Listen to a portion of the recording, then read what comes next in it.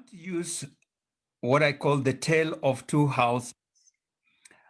Jesus gave the tale of two houses, what we would call in Christian circles the parable of two builders. And the Bible tells us that there were these two builders who set about putting up their houses.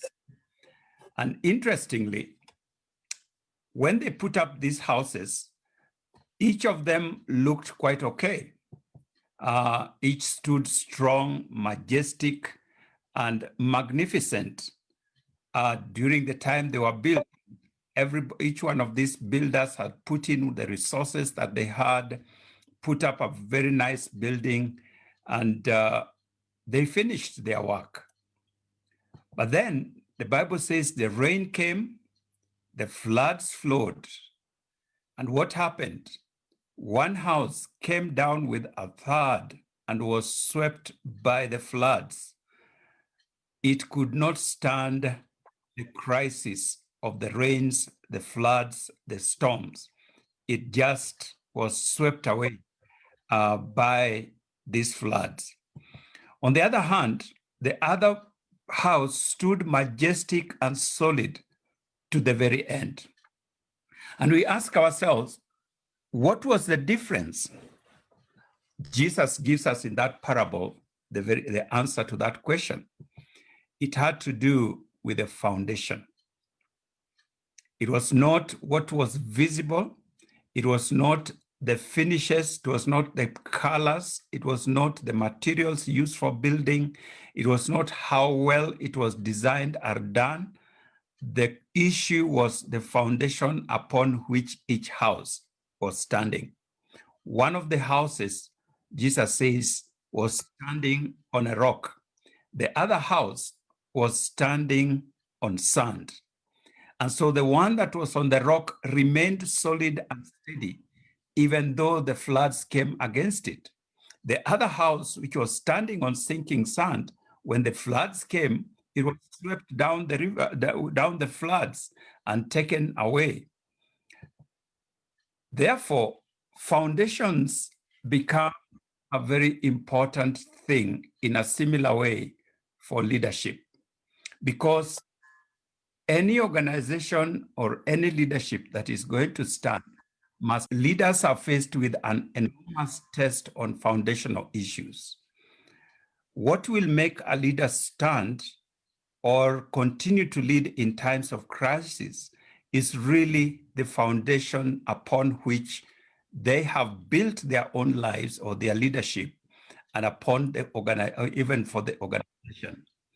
How a leader responds to a crisis will reveal to us the foundational values and convictions upon which his or her leadership is built.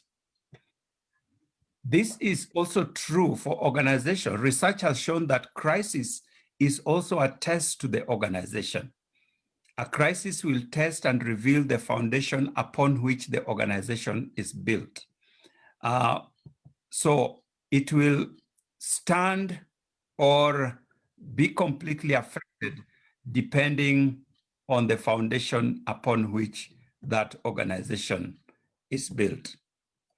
The better prepared an organization is, the more likely it is to survive a crisis or even possibly prosper from it.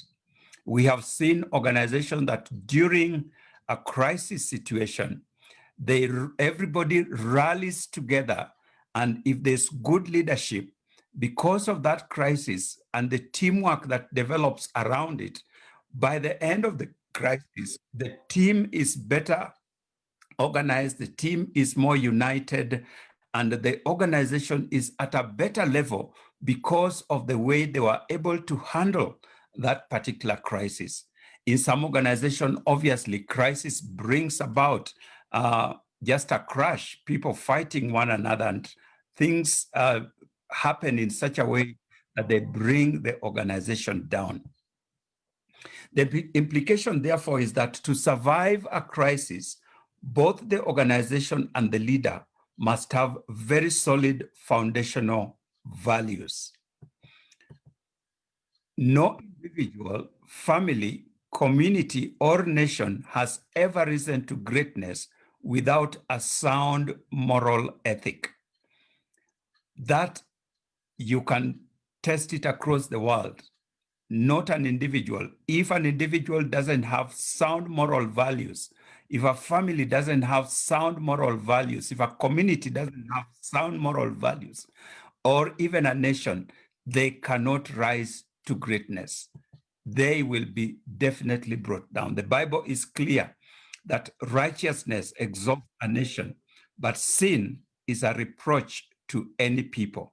And we can say righteousness exalts an organization, righteousness exalts an individual, righteousness exalts a leader, but sin is a reproach to any people.